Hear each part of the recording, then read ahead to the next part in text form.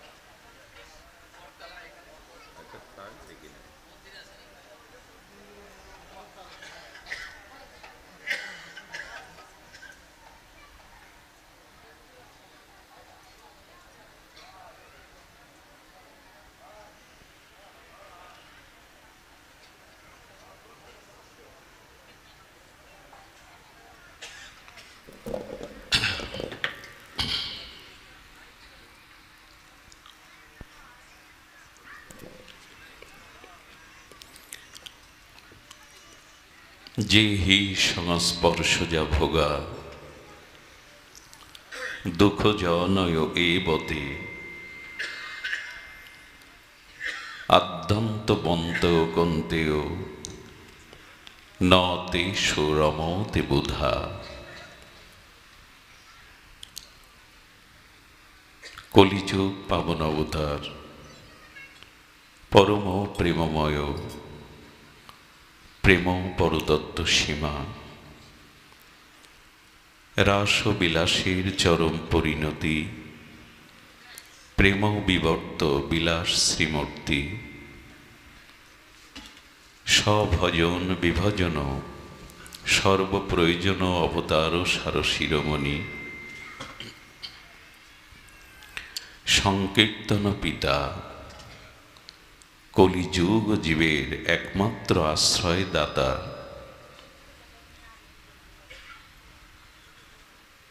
শ্রী শ্রীকৃষ্ণ চৈতন্য মহাপ্রভু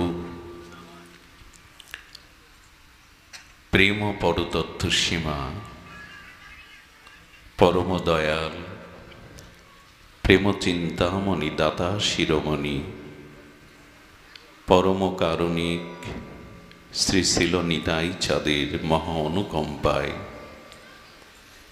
শ্রী শ্রী গান্ধার্বিকা গিরিধারীর অহৈতুকী করুণায় পুকুরিয়া মালোপাড়া স্থিত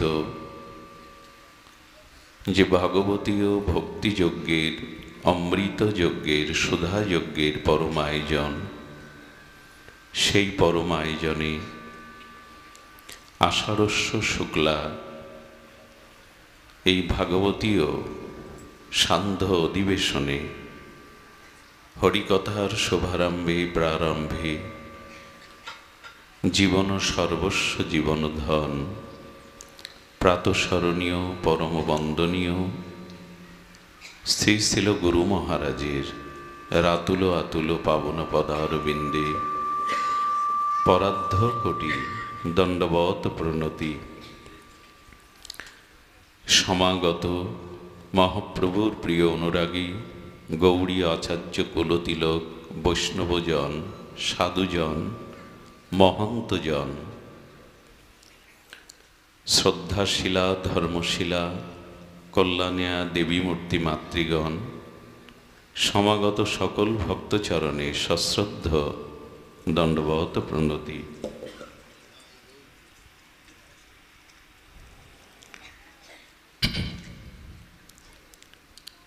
ভাগবত বলছেন, সংসারের বস্তুতে আমাদের প্রবল প্রগাঢ় আসক্তি হল বন্ধনের কারণ। সংসারের বস্তুতে পদার্থে প্রগাঢ় আসক্তি হল আমাদের বন্ধনের কারণ, জন্ম মৃত্যু কর্মফল বন্ধনের কারণ।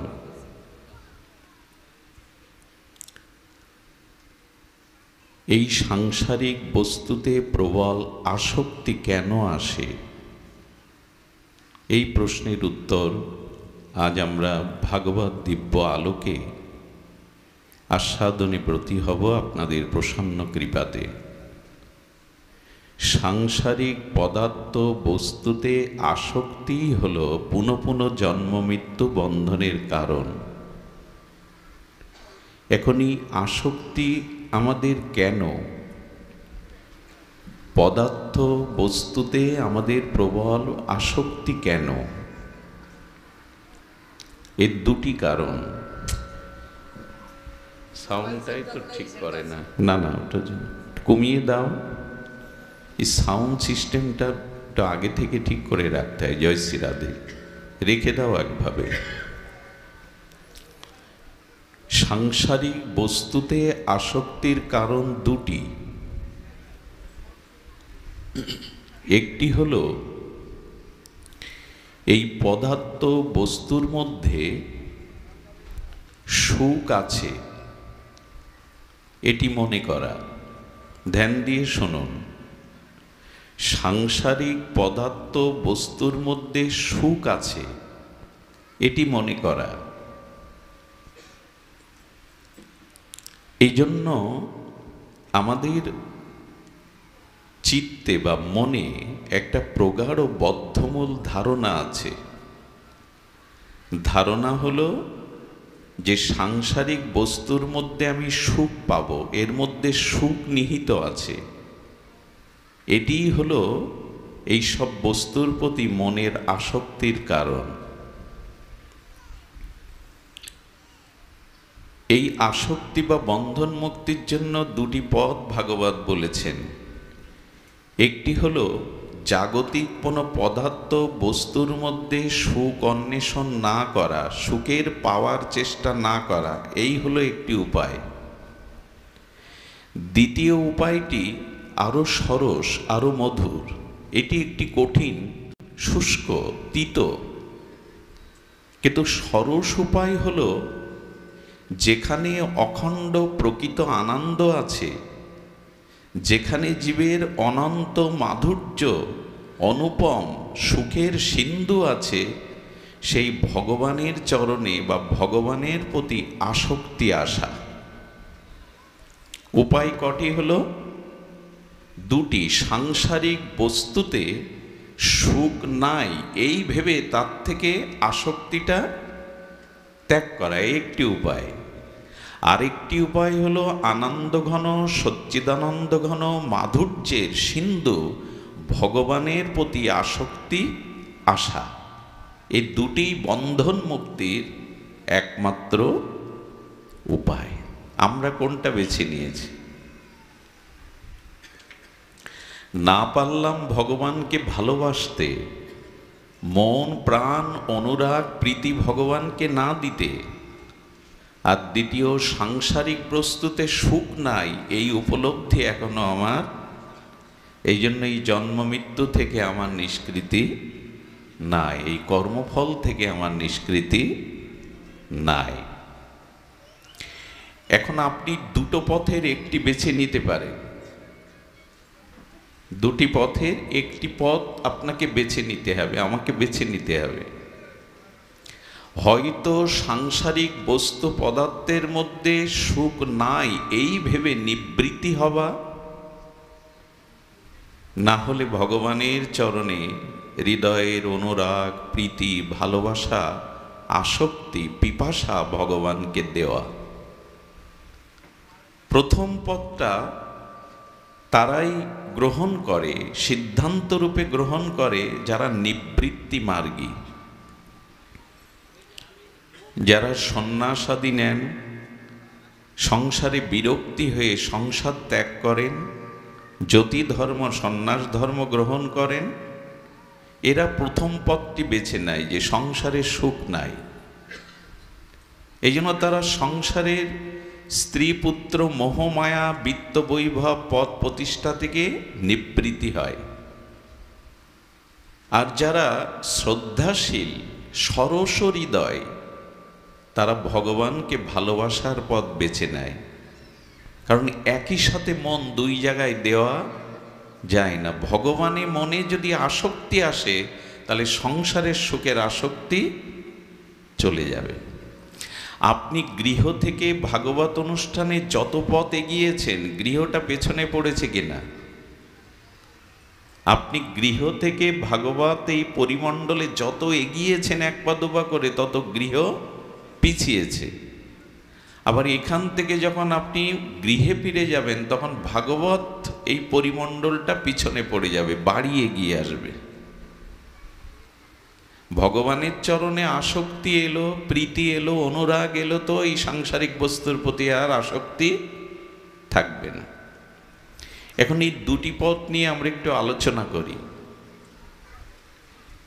আলোচনা হলো, সাংসারিক বস্তু পদার্থে সুখ নাই, এটা কি মানি? আদৌ আমার মতো যারা মানে না, মানলে এত আসক্তিতে পড়ে থাকতাম না।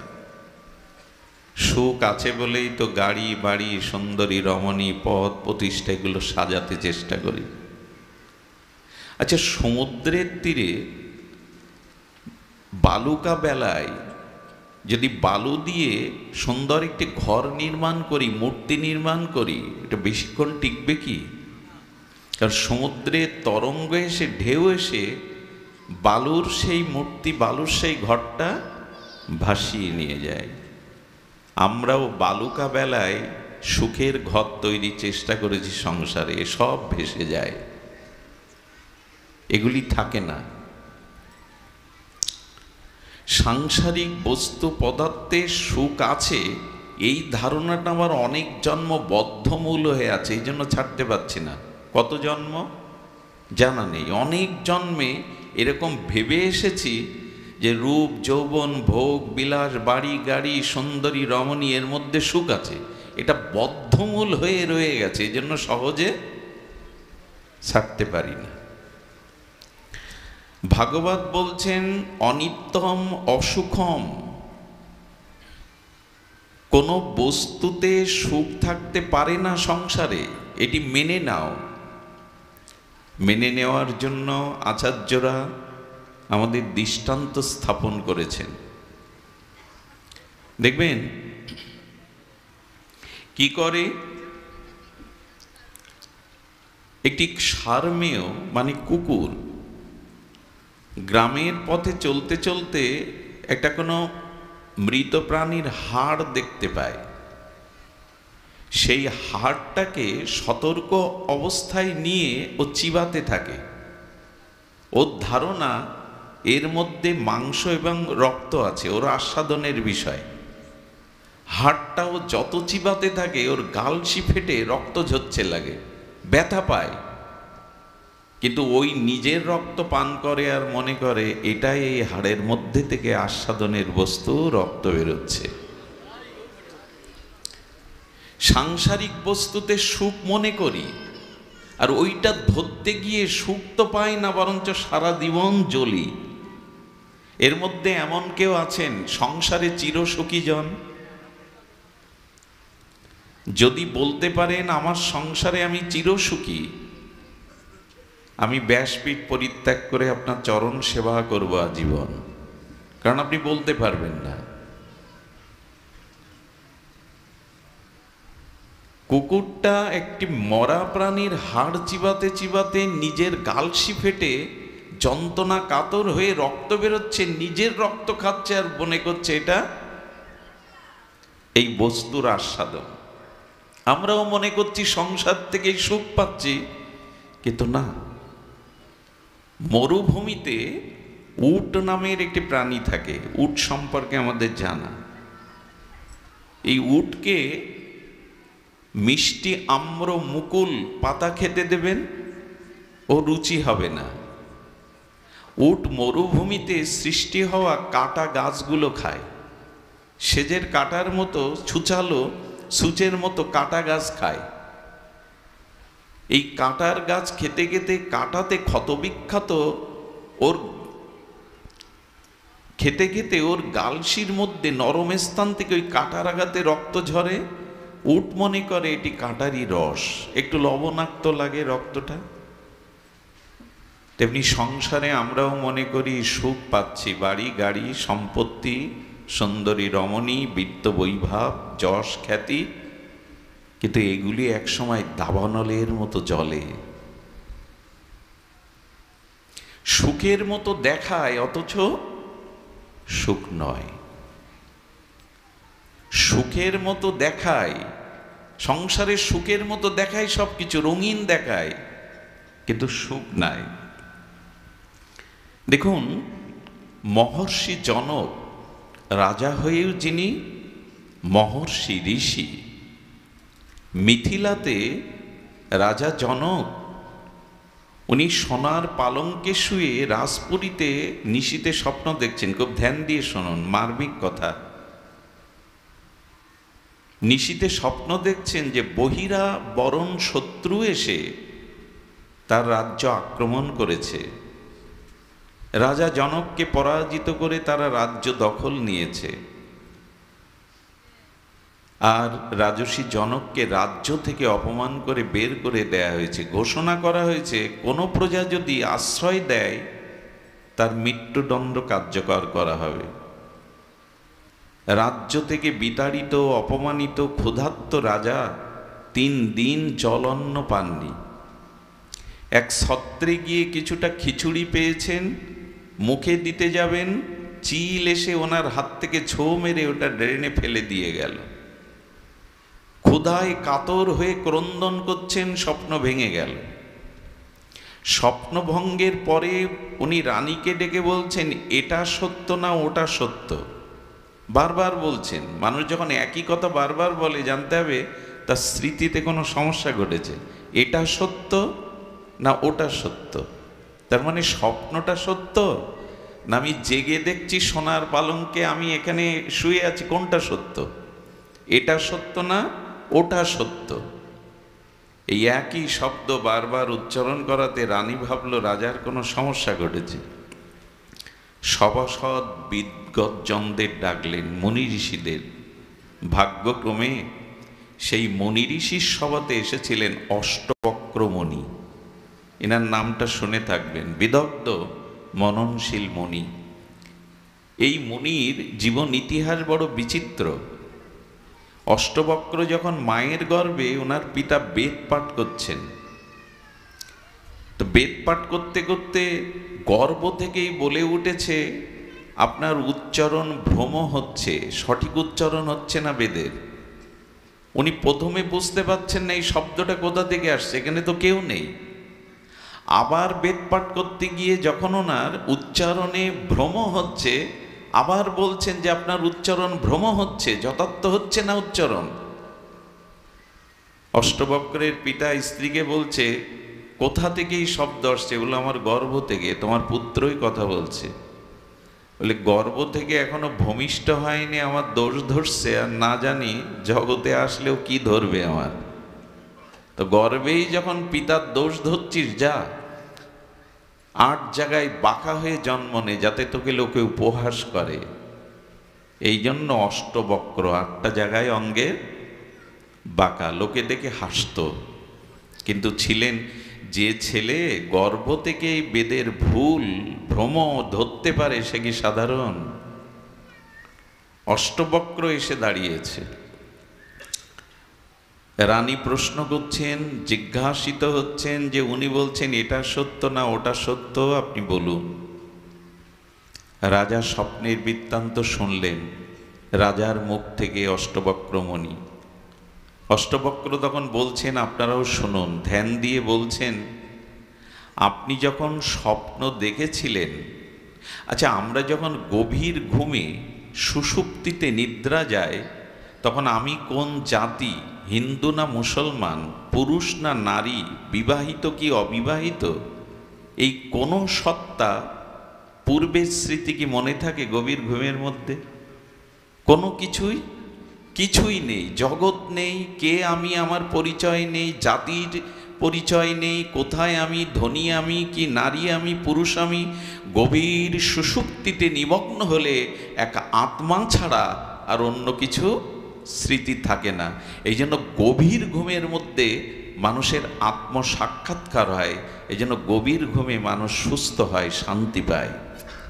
তখন সংসার কোনো বিষয় থাকে না। গভীর ঘুমের মধ্যে কিছুই তো নেই, এই জন্য তখন একটা অনাবিল শান্তির স্পর্শ পায়, আত্ম সাক্ষাৎকার হয়। কিন্তু দুঃখের বিষয়, এখন মানুষের গভীর ঘুম হয় না। ঘুমের বড়ি খেয়েও ঘুম হয় না। এত বিষয় চিন্তা থাকলে মানুষের গভীর ঘুম হয়? যাদের হয় তারা ভাগ্যবান। তো বলছেন, আপনি যখন স্বপ্নেতে রাজ্য হারালেন, অপমানিত হলেন, ক্ষুধাতুর হয়ে কাঁদতে লাগলেন, যখন স্বপ্ন দেখছিলেন তখন আপনি পালঙ্কে, আপনি একজন রাজা শয়ন করে আছেন সোনার পালঙ্কে, এই স্মৃতি ছিল? বলো না, ওই স্মৃতি ছিল। আর যে যখন স্বপ্নভঙ্গ হয়ে উঠে দেখলেন আপনি পালঙ্কে শুয়ে আছেন, তখন স্বপ্নের স্মৃতি ছিল? বলো না, তখন স্বপ্ন ছিল না, তখন সত্য এই আমি পালঙ্কে শুয়ে আছি এটা ছিল। তার মানে স্বপ্ন যখন দেখছিলেন মনে হয়েছিল স্বপ্নটা সত্যি, তখন আপনি যে সোনার পালঙ্কে রাজ্যে আছেন তখন এই স্মৃতি ছিল না। আর যখন স্বপ্ন ভেঙে গেল তখন দেখছেন আপনি পালঙ্কের মধ্যে আছে, এটাই সত্য, ওটার স্মৃতি আপনার কাছে আর তখন নাই। তার মানে রাজা, দুটোই স্বপ্ন, জগৎটাও স্বপ্ন, স্বপ্নটাই স্বপ্ন। কিন্তু স্বপ্নের মধ্যে বাস্তবতাটা ছিল না, আর জেগে উঠে বাস্তবতার মধ্যে স্বপ্নটাও তখন, কারণ ওই ব্যথা ওই যন্ত্রণা নেই, তখন দেখছি আমি তো পালঙ্কেই আছি। কিন্তু একটি বিষয় ছিল, সেটা হলো আপনি ছিলেন। স্বপ্নের মধ্যেও আপনার সত্তা ছিল, স্বপ্ন ভঙ্গের পরেও আপনি আছেন, বদলাননি, কিন্তু ওই দুটো নাই। আমার বলবার অভিপ্রায় হলো এই জগৎটা স্বপ্নের মতো। বুঝতে পারি না কেন? মায়া বুঝতে দেয় না।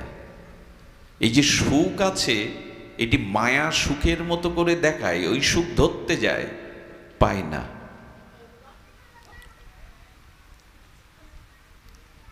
ছায়া সুখ, সংসারের সুখটা হলো ছায়া সুখ। আচ্ছা, আমি একটু করে আপনাদের একটু প্রমাণ দেই। খাদ্যের মধ্যে সুখ আছে। আমরা যে আমাদের আস্বাদ্য এবং আমাদের রুচিকর যে খাদ্যগুলো খাই, খাদ্যের মধ্যে কি সুখ আছে? খুব ধ্যান দিয়ে শুনতে হবে। আমার ক্ষুধা লেগেছে, আমি উপাদেয় খাদ্য সম্ভার সামনে পেলাম, এটাতে সুখ হয় কি না? হয়, অবশ্যই হয়। এবং আমি ওই খাদ্য খেয়ে আমার ক্ষুধা নিবৃত্তি হলো। খাদ্যতে সুখ আছে মনে করে ক্ষুধা নিবৃত্তির জন্য খাদ্য গ্রহণ করে ক্ষুধা চলে গেল, একটা স্বস্তি, একটা সুখ পেলাম। তো যদি মনে করি খাদ্যটা গ্রহণের কারণে সুখী হলাম, আচ্ছা, পরিপূর্ণ উদর পরিপূর্ণ আখণ্ড ভোজন করার পরে ক্ষুধা চলে যাওয়ার পরে যদি আর এক থালাতে অমনি করে প্রসাদ এনে জোর করা হয়, এটা খাও, তখন যদি জোর জবরদস্তি করে খাওয়ায়, তো কি সুখ হবে না কষ্ট হবে? কষ্ট হবে কি না? তা আমার প্রশ্ন হলো, খাদ্যের মধ্যেই যদি সুখ থাকে তো সব সময় সুখ থাকার কথা। ক্ষুধা নিবৃত্তি হওয়ার পরে আরো খাদ্য যখন দিল, সেই খাদ্য জোর করে খাওয়াতে গেলে কষ্ট হয় কিনা, দুঃখ হয় কিনা? তার মানে খাদ্যের মধ্যেই যদি সুখ থাকতো, সব সময় খাদ্যতে, সবসময় খাদ্যকে সুখ পাবেন? এখন বরঞ্চ ডাক্তাররা বলে দিচ্ছে না খেতে পারাটাই সুখ, অত খেয়েও না। আমাকে একজন প্রশ্ন করেছিলেন ভাগবতে, যে আমরা যে অন্নটা পাই, আমি কতটা অন্ন জগতে পাবো এটা ঈশ্বর নির্ধারণ করে দিয়েছেন। বললাম, হ্যাঁ, ঈশ্বরই নির্ধারণ করে দিয়েছেন। মানে মুখের অন্ন অনেক সময় মুখে মানুষ তুলতে পারে না, ওইখানেই মরে পড়ে থাকে। ঈশ্বরের ইচ্ছাই তুমি মুখে কতটা অন্ন পাবে? তখন উনি একটু প্রশ্ন করছেন, আমার 50 বছর পরমায়ুতে যদি ঈশ্বর 60 মণ চাল আমার জন্য বরাদ্দ করেন, তা আমি 40 বা 45-এ আমি 55 মণ চাউলের অন্ন পেয়ে গেছি। একটু বেশি ক্ষুধাতুর, বেশি খাদ্য খাই বেশি। তো যে 10 বছর আয়ু বাকি আছে আর 5 মণ চাল বাকি আছে, এই 5 মণে কুলাবে কি করে 10 বছর? আমি একটু বেশি খেয়ে ফেললাম, ঈশ্বরের বরাদ্দ থেকে একটু অতিরিক্ত। আমার মাথায় একটা বুদ্ধি এলো, আমি বললাম, দেখুন 10 বছরে 5 মণ কুলাবে কি করে? এই তো তোমার প্রশ্ন। বলে, ঈশ্বর তোমার ডায়াবেটিস দিয়ে দেবে, আর ডাক্তারের দ্বারা বলাবে 1 কাপ চাউলের ভাত, তাও এক বেলা, ওই 5 মণেই 10 বছর কাটাতে হবে তোমায়। তুমি চাইলে পারবে না, তুমি চাইলে ওটা পারবে না। আপনার অন্ন কোথায়, কতটুকু, এটি তার নির্ধারিত।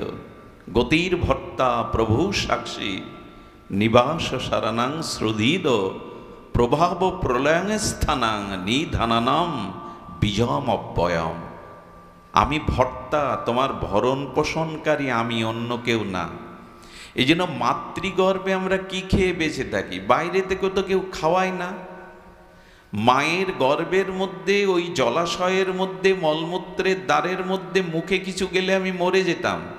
মায়ের নাড়ির সাথে আমার নাড়িটা খাদ্য সংযোজন হয়, মুখে কিছু নিতে পারি না আমি।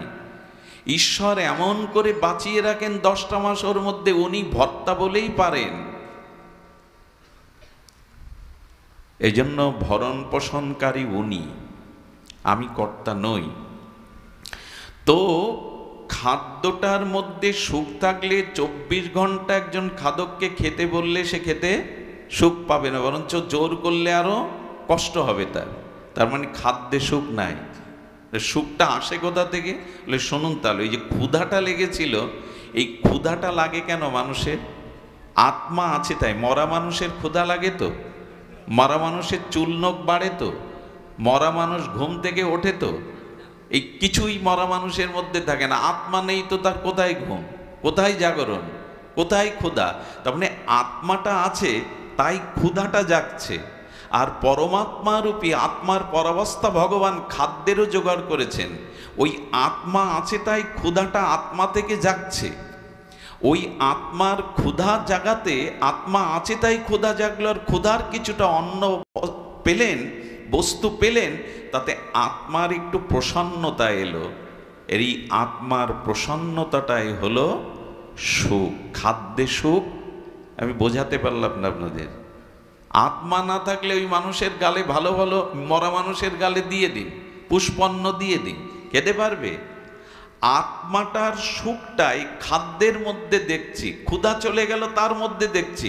আসলে একটি সোনার হার স্নান করছিলেন নদীর পাশে রেখে একজন, পাখিটা সোনার হার নিয়ে উড়াল দিল। সোনার মূল্যবান হারটা পাওয়ার জন্য ও ছুটছে, ছুটতে ছুটতে দেখে স্বচ্ছ জলের মধ্যে হারটা পড়ে আছে। হারটা তোলবার দেখতে পাচ্ছে হার, 1 ঘন্টা ধরে চেষ্টা করছে, জল নড়ে উঠছে, হার পাচ্ছে না। আসলে হারটা ওখানে নেই, নদীর তীরে গাছের ওপরে হারটা বাঁধিয়ে রেখে গেছে পাখি। স্বচ্ছ জলে তার ছবিটা পড়েছে, ওইখানেই হার মনে করে খুঁজতে চেষ্টা করছে, পাবে তো? তেমনি আত্মাতেই সুখ আছে, কোনো বস্তুর মধ্যে সুখ নাই। কিন্তু আত্মসুখটা আমি বস্তুর মধ্যে দেখছি, এটাই আমার ভ্রম। বোঝা যায়? আমরা আর বুঝেছি। কারণ মৃত মানুষ, জগতের কোনো পদার্থ তাকে দিলে সুখ পাবে? মৃত মানুষকে আপনি খাদ্য দেন, সুন্দরী রমণী নেন, টাকা পয়সা, সোনা। আচ্ছা, মেয়ের বিবাহের জন্য 20 ভরি অলংকার গড়ানো হয়েছে, হাতের কানের কত অলংকার। সকালবেলা মেয়েটা মারা গেল, আজ বিয়ে, তো পিতামাতা ওই অলংকার পরিয়ে সুখ পাবে তো মেয়েটার কানের হাতের দিয়ে? ওই মেয়ে তো, ওর জন্যই তৈরি করা। বোঝা যায়? আজকে ওর বিবাহ বলে পিতামাতা ওর জন্যই তো অলংকারগুলো বানিয়েছে। তো মেয়েটা মারা গেলেও তো তোমাদের মেয়ে, হাতটা তো আছে, কানটা তো আছে, গলা তো আছে, পরাও। পরাবে কি? বরঞ্চ থাকলে খুলে নেবে। কারণ আত্মা না থাকলে, দেহ থাকলে সোনা থাকলে, সোনা পরার মানুষটাও থাকলে সুখ পাবে না, হাতটা তো পচে গলে যাবে, ওই হাতে আর সোনার অলংকার মানাবে না। অলংকারে সুখ না আত্মাতে সুখ? ঘুমালে হবে না, খুব ধ্যান দিতে হবে। দার্শনিক কথা তো, আত্মাতে সুখ না ওই অলংকারে সুখ। আত্মা নেই বিধায় ওকে অলংকার পরিয়ে সুখ পাবে না। কিন্তু দেখছেন যে অলংকারে সুখ, বেশ অলংকারটার পরে মনে হচ্ছে বেশ মানিয়েছে আমাকে, আয়নায় বারবার দেখছি। সুখটা আত্মাতে, কোনো বস্তুতে নাই। আচ্ছা, আর একটা দৃষ্টান্ত নিন। চোখে ঘুম আসলে কিন্তু আমার কষ্ট হবে। আমি কাল সারা রাত জেগেছি, 12 ঘন্টা রাতে 1 সেকেন্ড ঘুমাইনি। আমি যদি পারি জাগতে, আপনাদের জাগতে হবে, ঘুমটা এড়িয়ে যান। দ্বিতীয়ত, সুখ আমরা রূপের মধ্যে খুঁজি। বাবার ঘুম আসছে, চোখে জল দিয়ে নিন। জয় শ্রী রাধে। আমি এমন জায়গায় বসেছি, আপনাদের সবাইকে আমি দেখতে পাচ্ছি। এই জন্য একটু জেগে থাকুন, জেগে থাকাটাই ধর্ম। ঘুম জীবনের অর্ধেক সময় তো ঘুমেই কাটাই আমরা, জীবনের অর্ধেক সময় ঘুমেই কাটায়। আজকে জেগে থাকুন। সোতে সোতে কেয়া করো ভাই, ওঠো জাগো ভজ মোরার, এই সাদিন আয়েগা লম্বা পা নাহি পাসার। তুলসীদাস গোস্বামী রামচরিত মানুষে বলছেন, আজ ঘুমিয়ে কি করবে, আজ ওঠো জাগো, হরি কথা শোনো। একদিন এমন একটা ঘুম আসছে যেদিন জগতে সবাই ডাকলেও তোমার ঘুম আর ভাঙবে না। ওদিন নিশ্চিন্তে ঘুমাও।